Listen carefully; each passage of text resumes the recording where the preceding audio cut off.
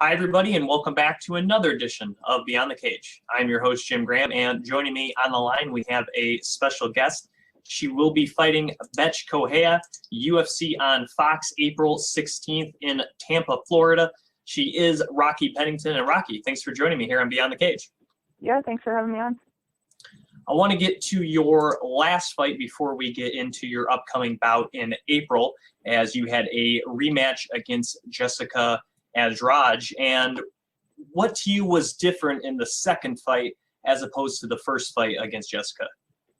I've done a lot of growing as far as being an individual and as an athlete. So when I went into my first fight, it was basically my first fight into the UFC out of the Ultimate Fighter. So it's just kind of a whole new environment to adapt to. I think I was playing a lot of games with myself mentally. And on top of that, I've just been in a ton of transition within the last probably 3 years of my career. I went through a lot of transition with coaches and teams and kind of just trying to find a happy home, and that kind of plays a huge part in there. So really, Jessica won the fight at the end of the night, but I pretty much beat myself mentally. Ever since then, I told myself that I would never go to a judge's decision again after the Holly Holm fight, actually. I found my passion again, so I just kind of went back to my roots, found out why I fell in love with the sport again, and I just started having fun with it, and I think that made a huge difference. Now, in the second fight against Jessica, she took you down 4 times in that first round.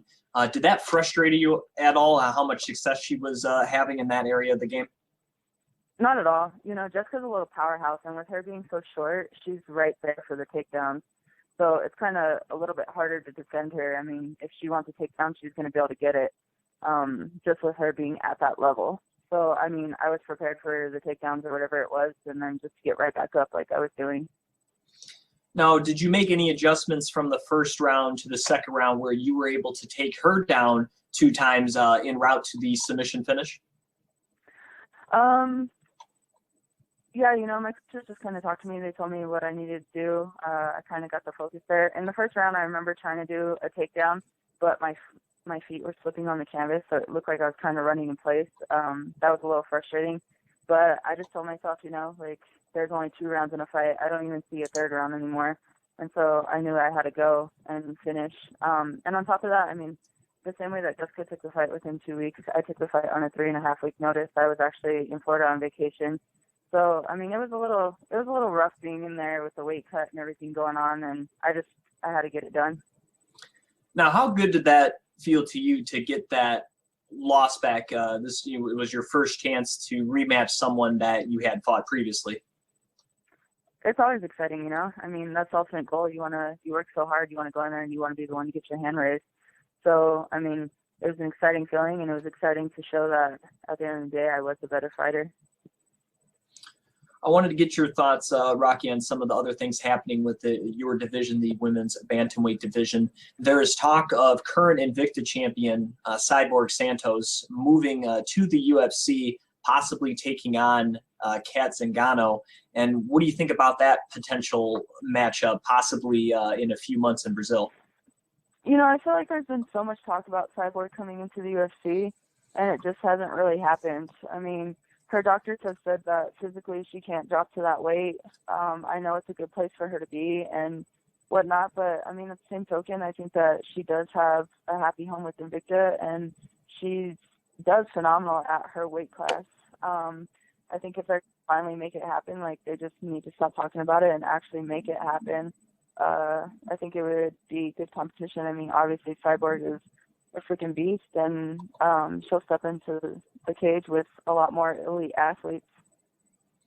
Now, of course, you have fought Zingano previously. How do you think she would fare against Cyborg? Obviously, we're thinking it would either be at a catch weight or actually at 145 pounds if this does take place. I think as long as nobody gets beat mentally, I think that plays a big part. I think a lot of people with Ronda were getting beat mentally before they even stepped into the cage. And I think the same thing with Cyborg. Everybody gets intimidated by it, and you can't do that. This game is a lot of mental, and if you're not there with it, then it doesn't matter how great you are physically. So I think if Zingano just focuses on what she does and she keeps her mentality right, I think it would be a great fight. Now, of course, your division just had a little bit changing of the guard as the two women at the top, Miesha Tate and Holly Holm, just fought for the bantamweight title just a few weeks ago at UFC 196. And just as a fellow fighter in the division, how did you think that fight was going? Did you expect Miesha to come out the way she did? Yeah, Miesha's a smart fighter, and I definitely feel like Holly, she kind of came out of nowhere and then skyrocketed to the top. And I think that there's still a lot that she needs to work on. Politics has been playing a huge impact lately on the sport, but I think that Miesha did exactly what she needed to do. I expected it to go either way. If Holly actually stepped up with her stand-up game and completely outboxed her, or I knew if Miesha got a hold of her and then it went to the ground, or she's just that gritty fighter. She could take a whooping and then all of a sudden just come out of nowhere with something. So I knew it was going to be a good matchup. I wasn't really surprised. Now, there's a lot of talk about Rousey now getting interested in coming back maybe sooner than originally thought with Miesha winning. Holly's adamant about a rematch. What do you think may be next for the title picture? Do you think Holly gets a rematch, or do you think we see Ronda, Miesha 3? Honestly, I'm getting really annoyed with this triangle between Holly, Miesha, and Ronda. There's plenty of other girls, including myself. We bust our asses all the time to sit here, and I think that everybody deserves a chance. You sit here and it's like, I feel like UFC is kind of giving the moneymakers the opportunity to do what they want. So the champions who make that money, they just kind of hand whatever they want to them. Jones, for example, he goes and screws up and he's right away coming back into the UFC for a title shot. You have Jose Aldo, who, he's been a champion for how long now? And just because he may not make the money like McGregor, he don't even get the second opportunity for a title shot. So it's just like, there's little things that get really frustrating. I think that Ronda, she kind of came out of nowhere, went into Strike Force. She's been putting on some dominating performances and just skyrocketed to the top. But she took that loss as a champion. And I think that's something where, just like anybody else, you need to go back, you need to get a couple fights, and then you get your opportunity again. So that way the next person can step up. It shouldn't be, okay, because Holly lost, she gets the opportunity. Or now that Miesha has the title, Ronda's all of a sudden interested again, when Ronda said that she wasn't going to come back until possibly next January. Like, it's not really fair. So it's kind of frustrating. Now, let's get to your fight coming up here in April against Bethe Correia. Of course, up until Ronda Rousey, she was able to defeat anyone that was put in front of her. And just kind of looking over her overall skills, Rocky, what are some areas that you probably want to avoid with her? Something that's gotten me as far as I've gotten in my career was not really focusing on my opponents, but focusing more on myself as an athlete. And that's pretty much what I'm going to do this fight. I'm going to focus on the athlete that I am and just be smarter. I'm well-rounded in all aspects of MMA. And so I just plan to outbeat her wherever it may go. I know that she's obviously a stand-up fighter. She likes to try to be the bigger bully, but I know she's definitely terrible at fighting backwards. It's something that, she's been working for 6 months, probably training all different aspects, trying to work going backwards, but that's something that you have to drill for a long time to get natural at. And I just feel like I see so many weaknesses in her game, not to take away from other people that have been in front of her, but I think Ronda was truly her first challenge. Like the other people that she's fought, she's been able to put on a great performance, but I don't think those girls had the heart and the passion or the talent to really stand in front of her. Therefore, when it comes to me, like I said, I just kind of outbeat her in every aspect. Now, she seems to like to kind of strike at range, go at a more methodical pace, and pick her opponents apart and kind of use conditioning and really kind of work towards a 15-minute win. Do you think keeping the tempo up against her will benefit you? Most definitely. That's exactly what happened. The same way Ronda came out, she just put it on her, and I don't think Bethe was even nowhere near ready for it, obviously. So, like you just said, she likes to pick her opponents apart, and, as long as I'm the one that's controlling the pace at the pace that I know how to, then, I should have no problem with that. On top of that, talk about conditioning and stuff, my conditioning's on a whole new level these days. So I definitely think that I can out-condition most of the women in the UFC right now. Now, of course, you've done some training with one of the other fighters on this card in Rose Namajunas, who also trains in Colorado, much like you. And what do you think about Rose's fight against Tecia Torres? I'm excited. You know, Tecia Torres is my little buddy. Rose is my buddy. So it's going to be an interesting fight. I wish both girls left that night. But, I mean, they fought previously on Invicta, and it was a phenomenal fight. Like, it was exciting. So I definitely think it's going to be exciting to see them go at it on the big stage again. I wanted to get your thoughts on the main event there in Tampa. Khabib Nurmagomedov against Tony Ferguson. What do you think is going to happen between these two guys? I'm not really sure. I'm a fan of Tony, though. He's a gritty fighter. He just goes out and gets kind of crazy. So, but I can't really tell you what's going to happen.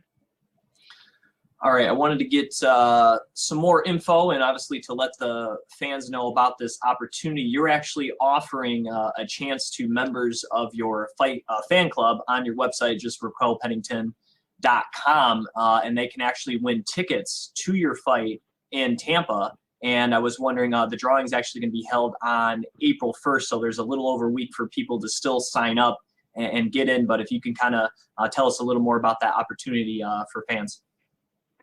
Yeah, you know, I mean, you could join the fan club. It obviously keeps you a little more in touch with me. We have it set up to where we have like a private little like fan page, and I'm actually on there nonstop. They get to see kind of behind the scenes of what goes on in my life and get to chat with me on a daily basis. As far as like Team Rocky clothing and apparel and stuff, we have it for 40% off to the fan members in there. And then the tickets, I mean, they're going to have the opportunity. I went out and me and Deanna Bailey, who does most of my marketing work, she bought 2 tickets to the fight to where we can give somebody the opportunity to see me fight live and in action. So, and then just on top of that, I mean, little things that come along with it are like limited edition posters for when I do like different photo shoots. I mean, there's posters that people can see that they can purchase, but there's the limited edition ones that go specifically out to my fan club that are personally autographed and stuff. So, well, that's good to hear, and I definitely wanted to pass that information along for those listening. Of course, like I said, a little over a week to still sign up. Currently, the UFC, according to their rankings, have you ranked 12. They have Bethe at 8. What would a win do for you in terms of the rankings in the women's bantamweight division? It'll definitely throw me up within the top 10, which I mean is a great move for my career. Obviously, a lot of people, it's mainly politics that go off the rankings. I don't even pay attention to the rankings anymore because it just kind of seems phony to me. But it'll put me up into a better spot. So, I mean, this fight standing in front of me is the perfect opportunity to take my career in the exact direction that I want to go. Now, you were talking about earlier, you know, getting that loss back against Andrade. You have it on your website, the Revenge Tour. Depending, like you said, how things shake out at the top, would you like to fight Holly again pretty soon if that opportunity presented itself? Oh, yeah, most definitely. I definitely want to fight any of those girls. The ultimate goal is obviously to climb the ladder and work my way to the top. But, I mean, in the meantime, as you can see, like sometimes with that triangle going on that's happening now, different things, I also kind of want to revenge my losses. So I kind of have game plans, whichever way. But, I mean, at the same time, the women's division is still so small that eventually we're going to all have to fight each other anyways. Now, of course, your fight is April 16th, so it may be a quick turnaround depending on how your fight goes against Bethe. But if you can, would you love to fight at UFC 200 come July? For sure. I'm always up for fighting. I love it. So as long as I'm healthy and I'm good to go, then, yeah, I'm game. All right, I want to get your thoughts on this. Of course, it was just announced yesterday that the State Assembly for New York passed a bill to legalize mixed martial arts, becoming the 50th and final state to legalize the sport in the country. And I just wanted to get your thoughts on the possibility of fighting in New York sooner rather than later. It's exciting, you know. I mean, it's a great move. MMA has really grown, especially within the last few years. It is just it has taken off. And I mean, it's an exciting sport. You have so many athletes that just absolutely, we love what we're doing. So just to have the opportunity, especially the athletes that are from New York and stuff, to be able to fight at home and everything, I mean, I think it's great. She is Raquel Pennington. You can follow her on Twitter at Rocky P MMA and also on Instagram at Raquel_Pennington. And Rocky, thanks again for coming on the show. I really appreciate it. And I look forward to your fight on April 16th. Thanks for having me. I appreciate talking with you.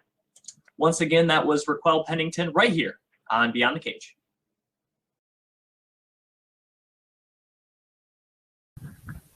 Hi, everybody, and welcome back to another edition of Beyond the Cage. I'm your host, Jim Gramm. Joining me is my co-host, Colin Camper. On today's show, we're going to recap UFC Brisbane. We're going to talk a little Glory 29 as they announce 3 of the 4 participants for Copenhagen's Heavyweight Contenders Tournament. Also, we'll talk the possibilities of a Nate Diaz and Conor McGregor rematch and some other things maybe surrounding the road to 200, as the UFC is calling it. I'm your host, Jim Gramm. You can follow me on Twitter at Jim Gramm. He is Colin Camper. He runs the Beyond the Cage Facebook page, facebook.com/Beyond the Cage podcast. And how's it going today, Colin? It's going well. You know, enjoying some new UFC 2 lately and everything. And fights this weekend that passed. Yeah, we actually just played it before going live today. We tried to replicate Mark Hunt's walk-off knockout against Frank Mir with little success. Frank Mir's on TRT in this video game. This is ridiculous. I don't even know what's wrong with this. So we weren't quite able to replicate it, but we had a lot of fun trying. Yeah. Kind of. He broke my arm, but I mean. I want to talk the Glory thing for just a minute here. Glory 29, Copenhagen, Saturday, April 16th. Undercard, the Super Fight Series on the Fight Pass, followed then by the main card on ESPN3 live streaming with the main event. Nicky Holtzkin defending his welterweight title once again against Congolo.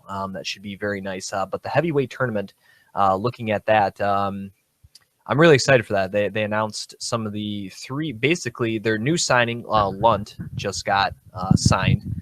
And then you add in Anderson Silva, was added to the tournament, as well as Jafar Wilness was added. Ismail Lant, Anderson Silva, and Jafar Wilness will be 3 of the 4 heavyweights added to this heavyweight tournament. I'm hoping the 4th, we kind of talked about it. It was last week's show. Mm-hmm. I think Vigny, the American, has a dark horse chance of getting in. I hope so. The only thing that may hold him back is because Paris just happened. He may not be. I mean, that was a grueling 3 rounds he had, and I don't know. They jump right back into a fight camp. Yeah, I don't know if he's ready. But another guy who fought at Glory 27, much like Anderson Silva, that Innocente, I think he could be the 4th guy. I think so too. And he would be ready to go fresh off a 27-second knockout. Right. They're probably just going over contract stuff and everything with a couple fighters and everything, you know, because that was Innocente's debut, wasn't it? Yes. Yeah, so they're probably just going over a couple things with them, probably get that finalized because they said they'll announce in a few weeks. But this card's shaping up really nice. You know, the Super Fight Series always is looking good as well. I mean, it's interesting because Bellator's choosing the debut their kickboxing on the same night. Day. Yeah, and I'm just like, why are you going to go to head-and-head with someone who's established right now, they got like a really big card? Mm-hmm. Like, this isn't just like a toss-off card for Glory. This is a really big card. You know, so and I believe it's their first time in Denmark, if I'm not mistaken. I think so. I don't think they've been to Denmark yet. Yeah. So, Denmark obviously has produced some great kickboxers. I mean, not the only most noble name, because we're talking UFC, that's where Martin Kampmann came up. Yeah, kickboxing in Denmark. So he's probably, at least fans listen to the show, they might recognize that name. But Denmark has produced a lot of kickboxers, so that's a good market for them if they can go in. And they did announce the co-main event as well. Nicholas Larson against Mohammed El Mir will be the co-main event to Holtzkin against Congolo. So I'm really excited for this tournament. I'm thinking Vigny could get the spot because when we were talking to Hemmers, the matchmaker, he was kind of saying they'd like to see 1 or 2 more fights because I kind of mentioned, does this kind of put him into contention, maybe the tournament or whatever? And he was kind of like, well, let's see what this guy has. So I'm thinking he might not get it just because they want to maybe see him 1 more fight. They're like, yeah, that was a nasty technique he threw, but I want to see more than 30 seconds of this guy. Yeah, it's tough though for Vigny just because like it's like 4 weeks away and you got to be prepared for a possible 6 rounds. Like that's a really tough night to get prepared for. So I mean, we'll see. Right, it's entirely possible. But looking at the heavyweight rankings, of course, you have Ajabuje, who's already won a couple of these tournaments and most notably got knocked out by Verhoeven. So maybe they put him on the back burner. But I mean, Xavier Vigny is ranked 3rd according to Glory. So if you look at how the tournament right now, you would have Willis at number 2 in the tournament, Anderson Silva at number 4 in the tournament. Insante, as we mentioned, he's sitting at number 7. Now, Lunt's not ranked because he officially hasn't fought in Glory, but I would consider him up there with these guys. Breastvik, number 5, just lost to the title. Yeah. So maybe a Ben Edwards at number 6. You could see Zimmerman, who I believe does have a win over the champion Verhoeven. Maybe he sneaks in Those there. make more sense. I feel like Innocente and Vigny. I mean, Innocente, I could see him possibly even fighting the runner-up with this tournament. Even that'd be a good matchup for him, especially if they really want him to test the waters. I think that'd be fair. And Vigny, I feel like he just might need like a little bit more notice before he gets in anything. So we'll see. Of course, that should be coming this week. So probably in next week's show, we'll be talking about the 4th participant here for Glory 29's heavyweight tournament. Hopefully they announce either at Glory 29 or also at the same time. They haven't announced what the event after Glory 29 is yet. I know. Surprisingly, they usually announce like their next event. Yeah, they hold back, and then at that very last event, boom, they announce the next 2. And then so it's like we'll see. At 27, they announced 28 and 29. So maybe when 29 rolls around, they'll go, okay, now here are the next 2, and then here are the next. I mean, that's fine with me, mainly because the planning wise, it gives you about like a month to 4 months to really see what's going on. Hopefully we hear Glory 30, Detroit, Michigan, Fox Theater. Please, John Franklin. All right, let's get to the headline, the big headline. It's not official. Literally a big headline. It's in the works, according to multiple sources, as I'm quoting here. Nate Diaz against Conor McGregor for the 2nd time. I'll pass. Now, if this is going to be a co-main event feature or a fight on the main card of UFC 200, fine. I kind of don't have as big a deal with it in that aspect. But if that's going to be the main event of UFC 200 over 1 or 2 title fights, I feel, first of all, it's a slap in the face already to give Conor this rematch. And then it's even more of a slap in the face to all the other fighters, especially champions in other divisions, if a undeserved rematch main events what's supposed to be the biggest card in how many years over title fights. Well, and so like I understand it from a business sense. Like Conor McGregor, rightfully so should get top bill. He's been active. He's the most active like big superstar they have right now. He's guaranteed to be on the card. And so rightfully so, I think he gets top bill. Being said, I feel like if he's going to get top bill, a rematch against Nate Diaz, especially at welterweight, makes no sense. If it was like a rematch at 155 and it was turned into a contender fight, possibly, fine. But it just doesn't make sense. This is a rematch I think I would have rather seen down the line. I mean, but at the same time, we don't know if McGregor's now getting pressured because for the longest time, the ball was in his court. He had the grip on the UFC. Now that he's not this invincible guy, they might be putting a little bit more pressure on him to say, hey, now you're going to take the shots we want because really we gave you a chance. You kind of blew it, so to speak. It's like he sounded like he wanted to fight Edgar or Aldo after 196. That's what it sounded like. But he's also been really, really absent from the limelight. Other than save like 2 or 3 posts social media wise, it seems like he's really just taking some time off. So I don't know if he's even asking for this fight, and we may never know. But if he is asking for this rematch, then it feels like it's really getting to him. Yeah, and Nate Diaz, I saw a quote, our friends there at MMA Fight Club. If you haven't liked their Facebook already, please go to it at facebook.com/MMA Fight Club. They put up a great quote from Nate Diaz saying, I get why the rematch is happening. He goes, but I'm not really down to do this. I've lost a lot of close decisions in my life, and I've never gotten a rematch in the UFC. So why should Conor? He's like, Aldo didn't get a rematch. You know? Right. I mean, and the only reason this makes any sense is just money. Right now, the only reason it makes sense is money. If it was 12 months down the line and both those dudes have different wins and everything, and they just end up coming together towards the end of a contract or something, fine. A rematch makes total sense. I'm okay with it. Right now, Edgar needs his shot. I don't care about Jose. He needs to go fight Holloway. Jose can take a break for a second and get off the bench. But Edgar needs to get his shot right now because Edgar's not going to be around forever. I think he'll be fight camp healthy. This is 4 months out. They need to announce something for this card because of how big it is. They're going to start promotion. Usually about 2 to 3 months out is when they start promotion. 2 months out is when they start selling tickets.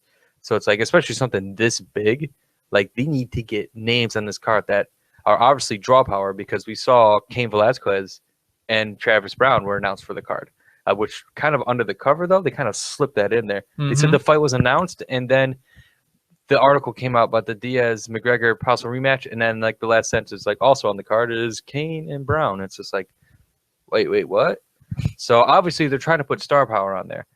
I would rather it not be Conor Diaz because lots of speculation. I don't even want to start throwing other names into the hat right now because there's so many possibilities with this. But that right there is the one possibility I don't want to be true. Well, hopefully it's for his featherweight championship. Hopefully, yes. That's what I'd rather. I want That's the Conor on goal. there. I just rather it be for the championship than a rematch for a fight he just lost. And he's not like, a split decision loss. He kind of got dominated that second round. He started losing pretty hard. So it's like, I feel bad, but at the same time, it's like, dude, you did lose the fight. Right, and it's kind of the point we're making why Aldo shouldn't have gotten a rematch after Conor was you're building up the same fight again. Like you basically, if Aldo would have gotten the rematch there in March, it would have been the same fight promoted 3 straight Conor fights. Rousey didn't fight home right away. Yeah, exactly. And she got picked apart. Conor slowly got picked apart. It's just like, we're going to build, even though the buildup was only 12 days, I think it's still generated enough buildup to get an estimated 1.5 million pay-per-view buys. Is that going to be the same thing the second time around? Yeah. Even with other big fights, you may lose people by going, wait a minute, didn't we just see this one? They may get confused and think it's some weird replay and not buy it. Right. And we're talking about casual fans. And I feel like the thing is like, they're going to go hard on 200, but you really got to realize, like, you put Conor McGregor in that fight, you kind of hit all your bases. You're going to get your casual and your hardcore fans. Everyone's going to watch that card. Putting some other big names on there, as exciting as it is for us and other people, you're really not going to probably increase your sales much more than maybe an extra 100,000, 200,000 buys, because most of your fans are going to turn. It's like turn in for a McGregor fight. Like how many people turn in for Tyson fights? Because it's Tyson. No matter who you are, you watched the Tyson fight. You didn't care what's on the other card. It didn't matter who he was fighting. You could have loaded that entire card. And the thing is like you can't sell more than people who already watch it anyway. Exactly. So who knows? All right, let's get to UFC Brisbane. 6 fights were shown on the main card. First fight in the women's strawweight division as Bethe Rollins kind of made her return after injury to her home country of Australia against Korea Sohee Ham. And while I thought Ham did put up a good fight, I think the big difference, and this may be something she have to consider, is she may have to either bulk up to try to fight these girls at 115 or fight Invicta at 105 because there was a noticeable size difference inside the octagon there in Brisbane. And I think that was a big difference in terms of positioning and also the power. Bethe could eat those shots from Ham, and whereas Ham, you could tell, was wearing them, especially towards the end. She's just bringing more power to the table. The first round was very close. I think you could have maybe scored that either way. The second round, Bethe Rollins did have that takedown, but again, you could make a case it was Ham, but I actually had a score 2-0 entering the third for Rollins.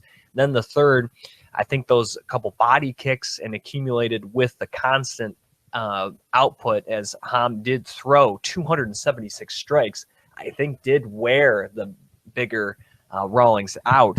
And I would have gave Ham that third round, but she lost the close decision. But like I said, the first 2 rounds I would have gave Bethe. I think the first round you could really toss it up either way, but this was just a close fight, and it's hard to break down because there wasn't that much different. There wasn't that one key moment that, oh, this happened.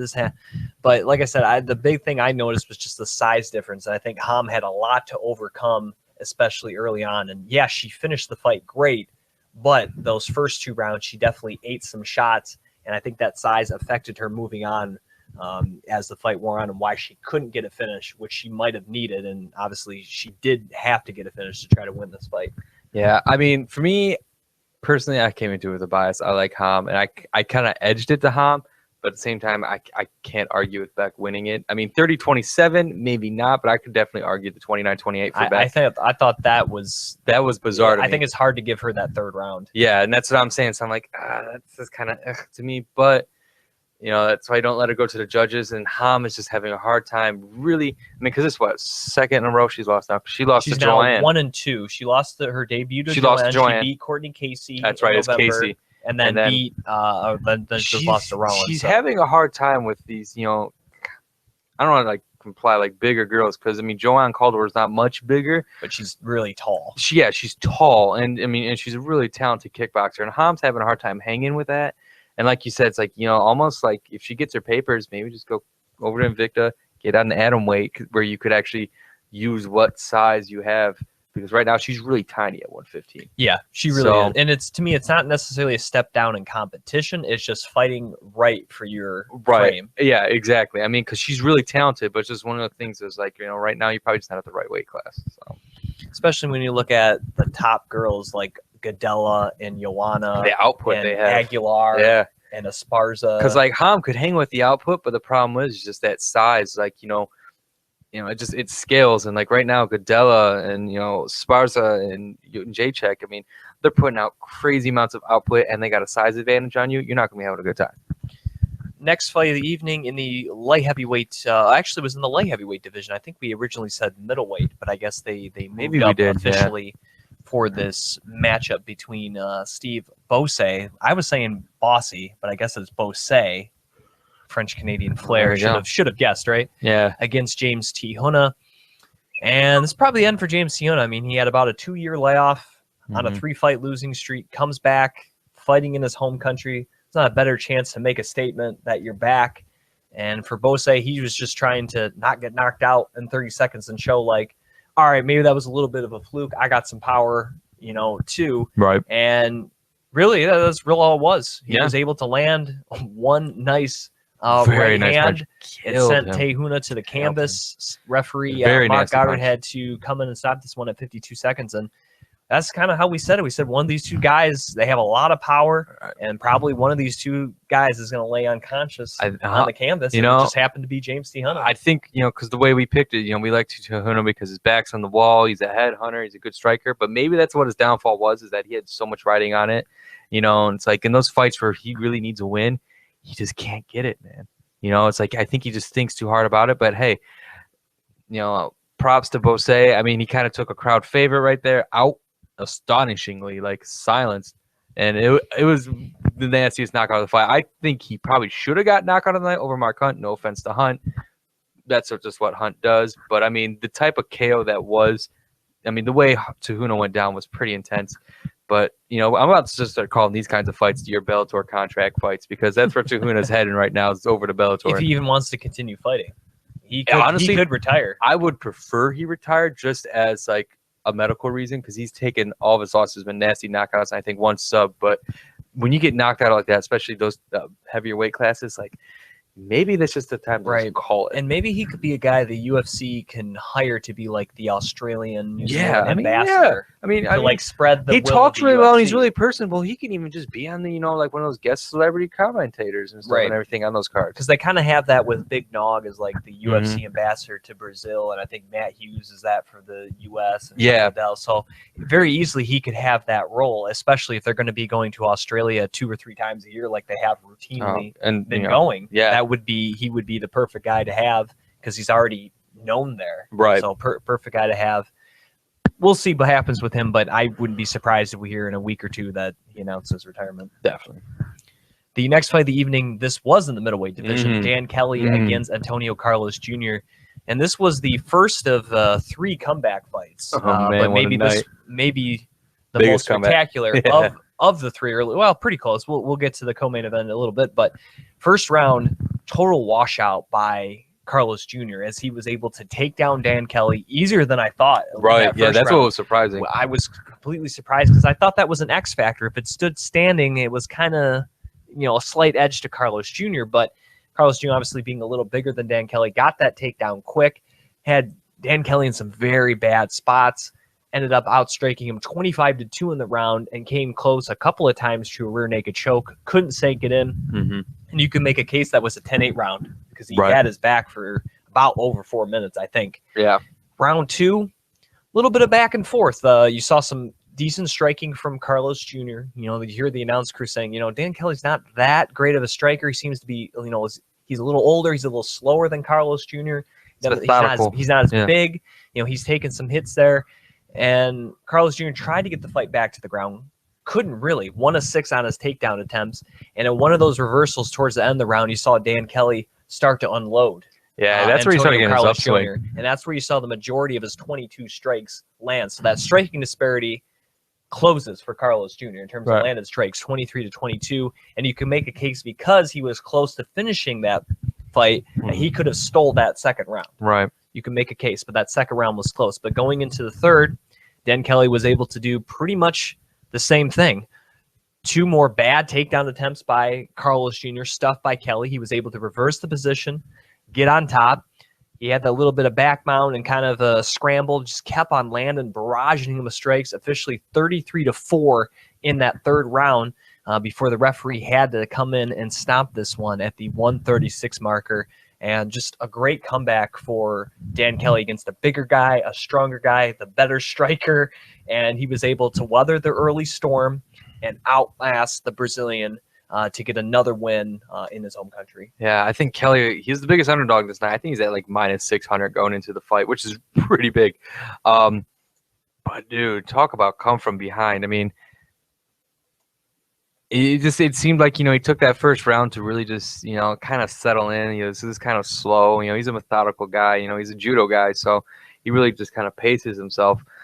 And then eventually he just, somewhere during the second round, he just found what he needed. He knew what he had to get done, and then he just continued it through the third and looked absolutely great. I'm really happy. I'm excited. I think we both had him picked. I don't remember. Yeah, we did. I think we both picked him. I mean, you know, and that it was definitely an underdog pick, but I felt like if he could have pulled it off, he would have been on the ground, which it ended up being once he was able to really gauge the takedowns of Junior and really just kind of find out, okay, this is when he's going to shoot in, and I can just reverse. So good win by Kelly. I'm impressed by it. You know, we'll see where that goes in middleweight for him. Maybe Tim Boach. But, you know, otherwise, I mean, because Boach is on skid right now, and I think he's a judo guy also. That'd be kind of fun. But, you know, otherwise, that's not really thrown anyone anywhere at the exact moment. But Kelly could get another win. And just keep pumping up this Australia card. That's where he's having wins. So next fight of the evening in the lightweight division is Jake Matthews took on Johnny Case. I thought the first round was pretty close. Both landed some nice shots to each other's head, I really thought, but I maybe would have gave a slight edge to Johnny Case. I thought he finished the round very well. Second round, Case did very good once again of avoiding the shots. He was stuffing the takedowns. He landed the takedown of his own. He avoided the power shots that he took in the first round. In the second round, but towards the end of the second round, there was a body kick that seemed a nasty body kick, and Case was able to recover. But that was a technique that entering round 3, Matthews landed. I think I want to say 2 more times, at least 2 more times, and it looked like it really affected Johnny, who was able to stop the takedowns. 0-3 is officially 0-4 Matthews in the fight, but I think that kind of sapped his conditioning. I really think it did. And we know Johnny Case is a guy that always comes in shape and ready to go, but I think those body kicks kind of sapped his energy, and Matthews was able to capitalize that, and he got Case in a bad spot towards the end of the round where Case, I think, was just trying to coast and hold on, thinking he may have had this fight if I can just hold on, and that maybe affected his head a little bit. Maybe he wasn't paying as much of attention to what Matthews was doing on top, who eventually got his back, and Matthews was able to get and sink in a choke just 20 seconds before the end of the round, and kind of pulls, like I said, a come from behind victory, because I think he needed a finish there. I don't think he did enough to win rounds 1 and 2. He probably would have won round 3. But 2 would have been that toss-up, and I would still would have edged the Case possibly. And I think Case probably would have took a decision. So for Jake Matthews, again, even though he's not that much different in age than Johnny Case, about half less experience than Johnny. And for him to really, I shouldn't say fail, but most of the things he were doing, he wasn't having great success with. He tried the takedown, wasn't really working. You know, he had a couple of nice body kicks, but one or two straight, but nothing overly successful. But he kept just stuck at it, and he kept on trying to attack Johnny and trying to do different things. But the body kick is what kind of ended up being his best technique to get him to the finish. And this was just a great performance by Jake Matthews to stick with it. And for Johnny, really the only thing I really noticed, I would have liked to seen a little more output from him. I mean, he only threw 116 strikes in 3 rounds. We've seen Johnny put up more output than that. And also I would have liked to seen a little more head movement for Johnny. I think he was a little stationary. I think maybe he wasn't respecting Matthews enough. I think if he would have done a little more in and out in this fight, he might not got hit with those body kicks, because he seemed flat-footed for a lot of this fight. Yeah, I feel like he just kind of came in, and I don't want to say he disrespected his opponent. Who knew his mentality coming in? But I definitely feel like he came in because he had the bigger pedigree. He's coming against a kid who's only like 9-0 at the time, and it's like, okay, this guy's still pretty fresh in his career. I fight the way I normally fight, and I can just get this win. But I don't think he's prepared for the output from Jake Matthews once he finally found out what he was going to do. I mean, once again, we see towards the end of the second round, the guy who's losing finds out what he needs to do, his key to victory, and then he just lights up on it. And those body kicks, I think, were definitely 100% the game changer for Case. I really feel like he wasn't prepared for that first one at all, and it was brutal. And once he ate that, I think that sapped a lot of energy for him, put a little bit of sharp pain on him, and he's just like, okay, now I got to be prepared to block that if it happens again. But he ate some more, and then Matthews just looked like a stud third round. And I feel like he just poured it on, and he knew he had to get a finish. I mean, and he got it, like, deep. So, I mean, it sucks. Case is a friend of the show.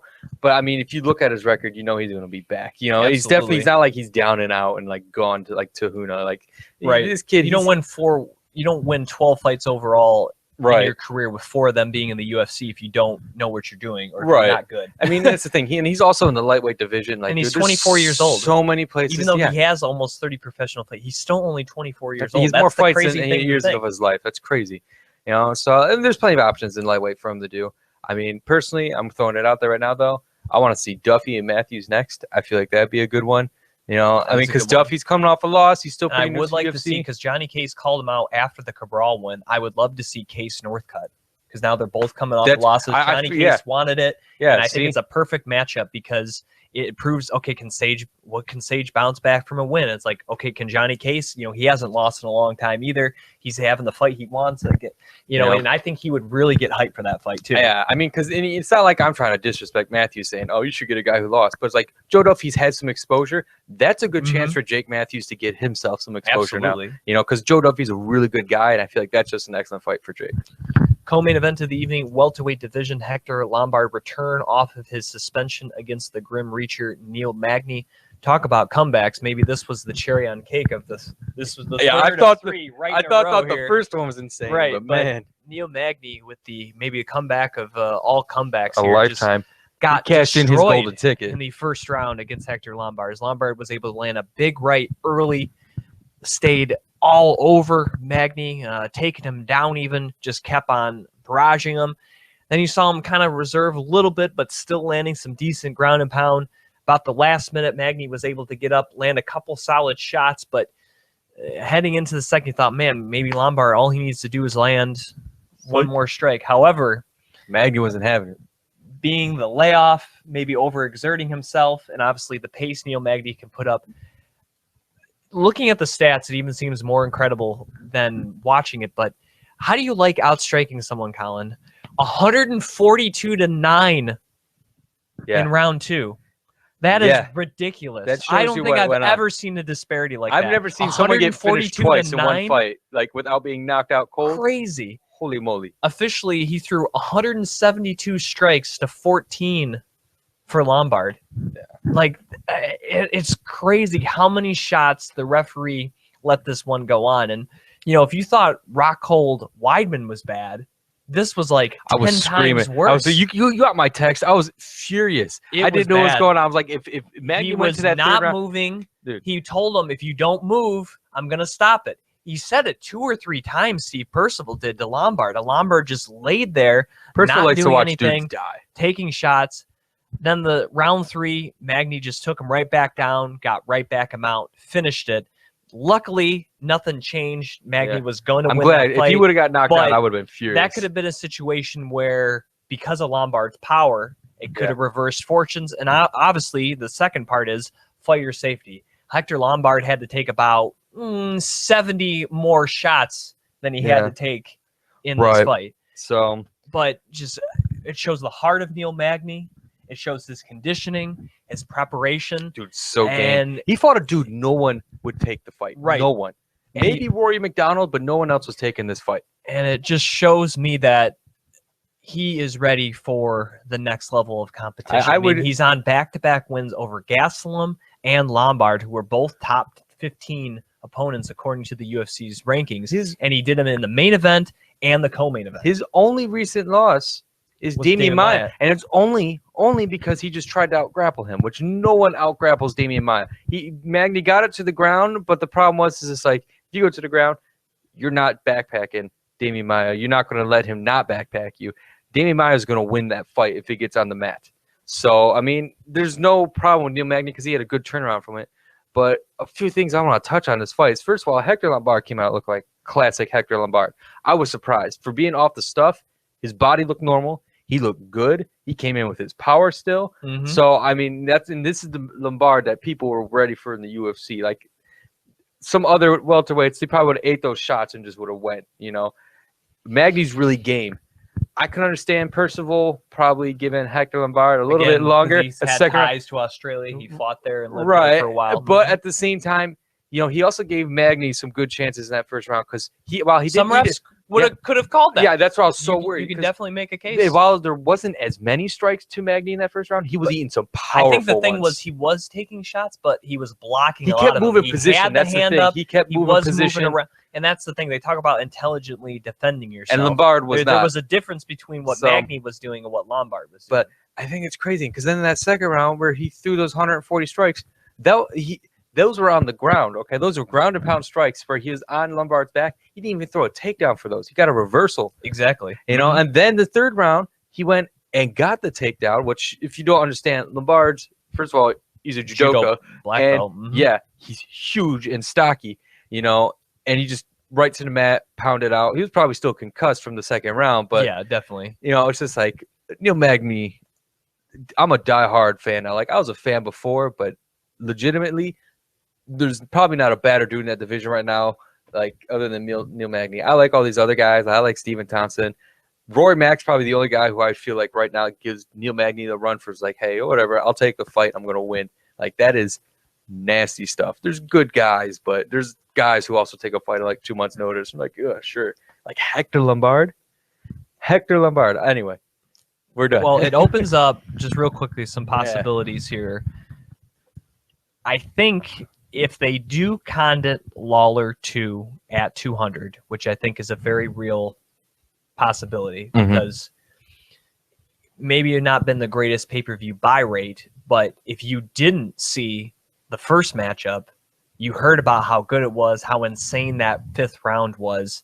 That's going to build up interest if that rematch is on 200. And I think there's a strong case for that fight to be on there. So if that happens, which I hope it does, because I think it's deserved for both guys to run that one back, it opens up Tyron Woodley to have another fight to move into top contention.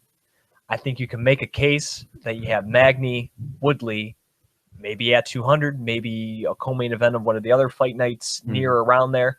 I honestly think if they do like they did last year, that end of July Fox show that they've been doing, I honestly think it could headline a Fox show. Oh, easy. So I think that's a fight that they can make very easily, and you can bill it as a top contender fight. Definitely. Woodley against Magny. And even in that fight, you know, I feel like the Woodley-Magny fight, or the Woodley fight's so much better for Magny because he'll be really able to establish that reach and that jab that he has. Whereas the Condit fight, you know, that's a guy who's of similar war mentality and length and style. Like, that's a harder fight for Magny, I feel. But, you know, if he goes out and he takes out a guy like Woodley, which it's entirely possible, dude almost bypasses almost anyone for that title shot. Let's be honest. Like, especially if he gets a finish, that's a nasty dude to get a finish on. Like, it's hard to argue he has against the not guy. been finished in the UFC. That would be what? Because he has 12 fights now. 12 or 11. He'd be now 11-3 in the UFC with winning 10 of his last 11. Yeah, and I think those past 11 have been in like the past 2 years. He's only been in the UFC for like 3 years. Yeah, and has already fought like 14 times. Yeah. So we're talking about pedigrees in the UFC. Like, talk about a dude who's just flying under the radar, just like a shark. So good for him. Main event of the evening. It was short, it was simple, and it was awesome. As Mark Hunt took on Frank Mir, a combined 10 strikes landed between both those gentlemen. But Mark Hunt, he only needs sometimes 1, 2, this time 8. Yeah. It was just a sweet, straight right hand that you almost kind of couldn't see from the original angle of the broadcast. No. They kind of had to show a reverse angle, and all of a sudden you see Mir kind of looking at it. You see Hunt walking away, and the guy was just like, all right, I'll call it. I wouldn't have minded had Hunt followed up. I wouldn't have been opposed to that.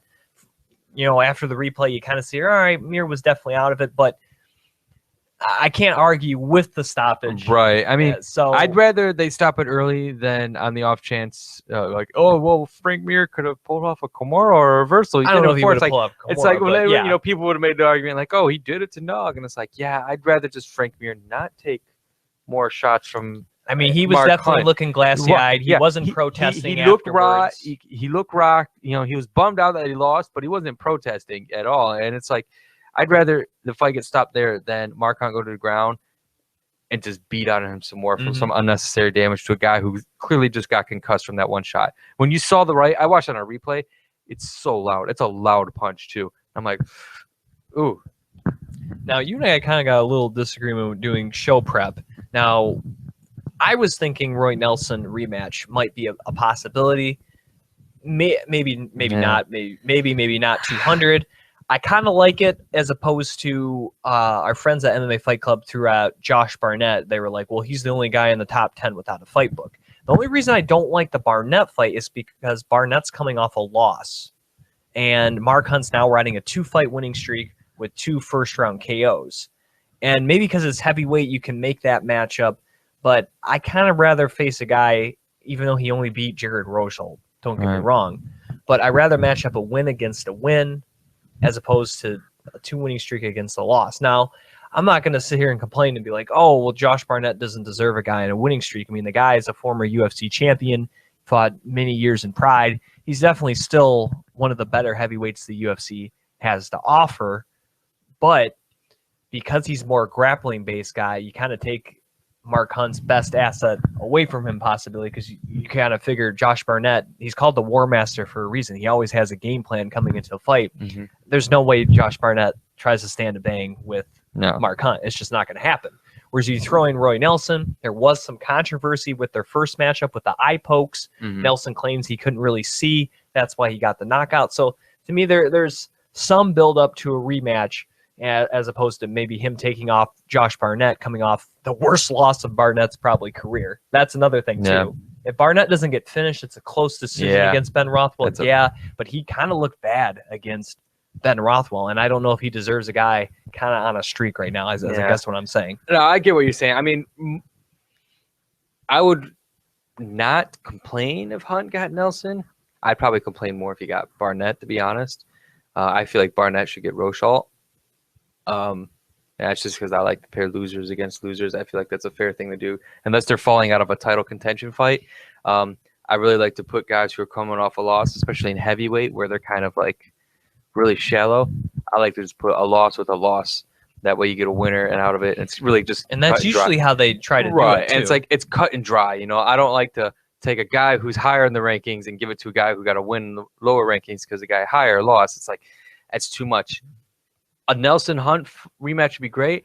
I don't know if I'd want it on 200 just because I feel like it's one of those things that could end up just being like a snooze fest if, you know, they both decide to play it safe because Roy Nelson's like, well, I got knocked out last time. Obviously, my chin's out and vulnerable. You know, both dudes tend to gas, and it's just like, but at the same time, who's he going to fight? You know, there's plenty of names in the heavyweight division, but it's like none of them are really exciting. All of them are booked, and so it's like for a Hunt matchup, you got to get something that'd be exciting, and you're left with Barnett or Nelson. Right. Outside guy though, I thought of this kind of looking up is Ruslan Magomedov. I thought he had to pull out for some reason. I thought he had something happen.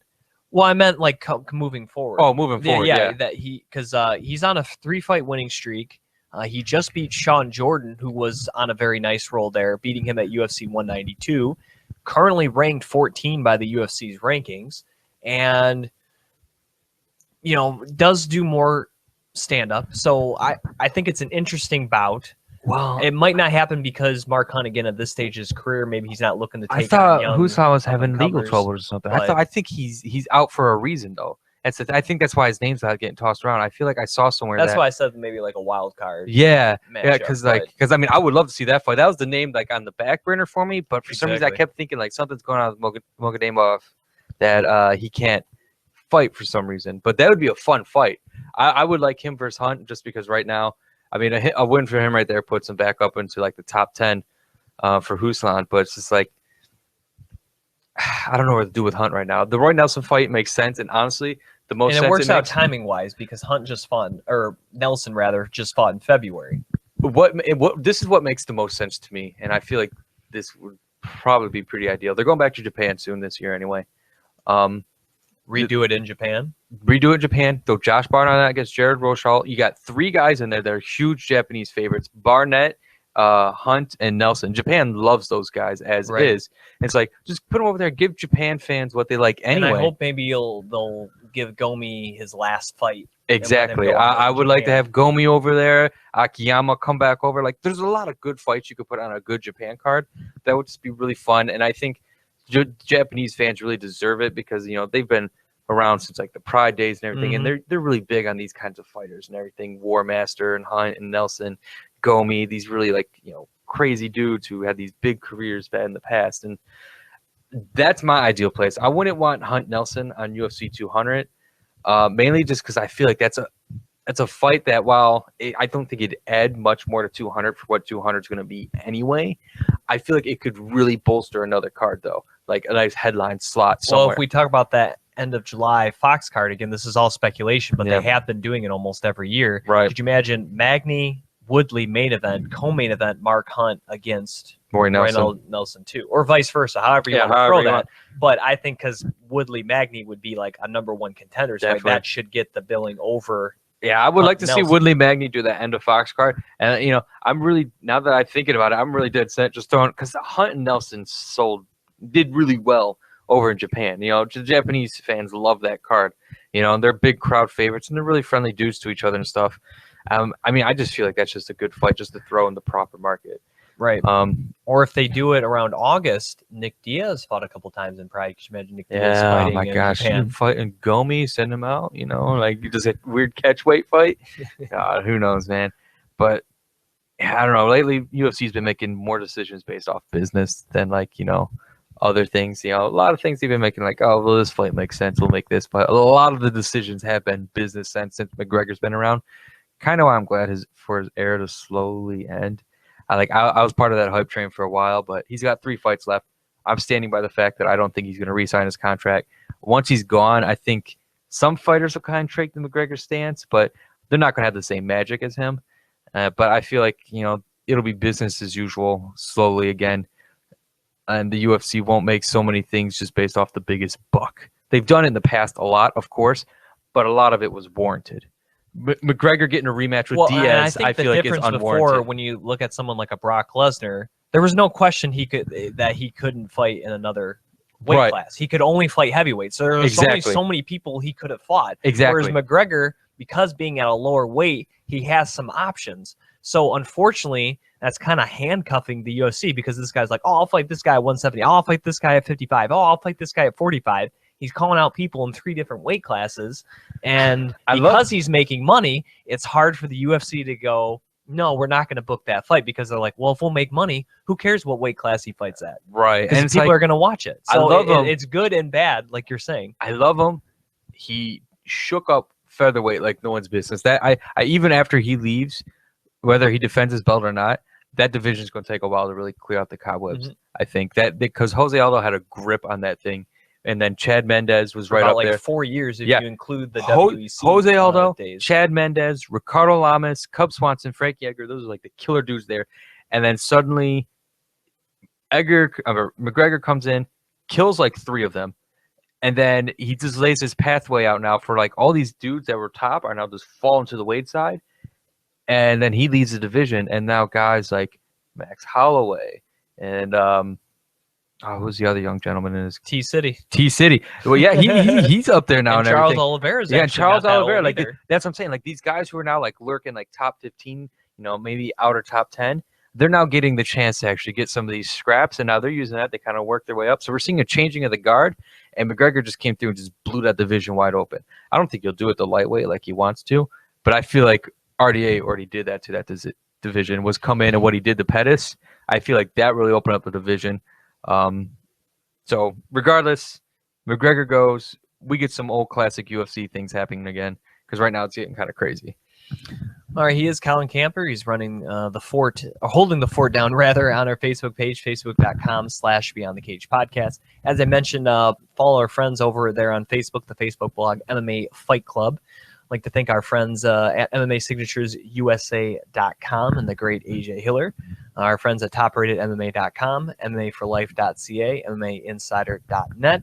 You can also, if you haven't already, subscribe to our channel right here on YouTube, youtube.com/Beyond the Cage podcast. We're on the Stitcher mobile app, and you can download the podcast on iTunes. So And for third-party apps. Yeah. So for Colin Camper, I'm your host, Jim Graham. Thank you for listening to another edition of Beyond the Cage.